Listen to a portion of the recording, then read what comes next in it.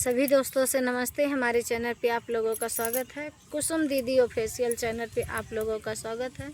देखिए, हम दोनों सहेली का चैनल था कुसुम लोकगीत 01, जो कि वो चैनल बता रहा है सर्च में आ भी रहा है, लेकिन फ़ोटो नहीं आ रहा है। अब देखिए वो डिलीट हो गया है कि क्या हो गया है, अपलोड करे के ऑप्शन नहीं देत बा दोस्तों। हाँ, बकिया तो सब कुछ आ रहा है, जो कि उसका गूगल पिन भी आ चुका रहा सब कुछ, लेकिन पता न भगवान को मंजूर नहीं रहा। $16-17 बन भी गया है, सब कुछ हो गया है, लेकिन पता न कैसे हो गया है, कुछ समझ में नहीं आ रहा है।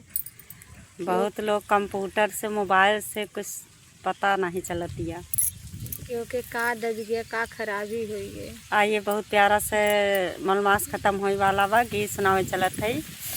देखिए कि हवा बहत बा, हम लोग खेती माई है चरी में। चलो उड़ला जहाजिया से कायल बा, उड़ला जहाजिया से कायल बा।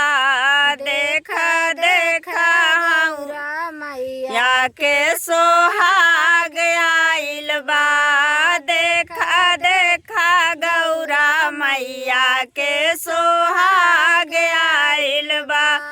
लहंगा से चुनरी 1000 आइल बा, लहंगा से चुनरी 1000 आइल बा।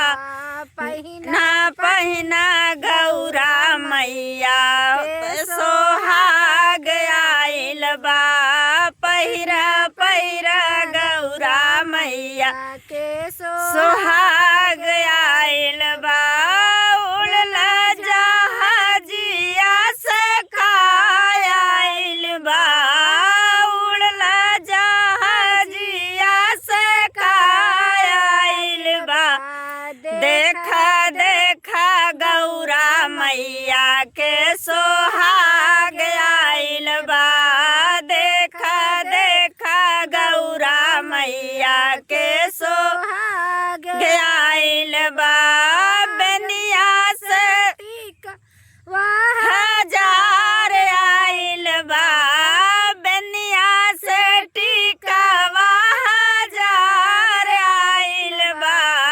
पहिना गौरा मैया के सोहाग आइल बा, पहिरा गौरा मैया के सोहाग आइल बा।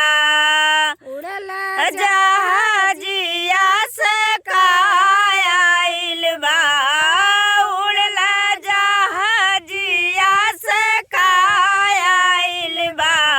देखा देखा गौरा मैया के सोहाग आइल बा, देखा देखा गौरा मैया के सोहाग आइल बा।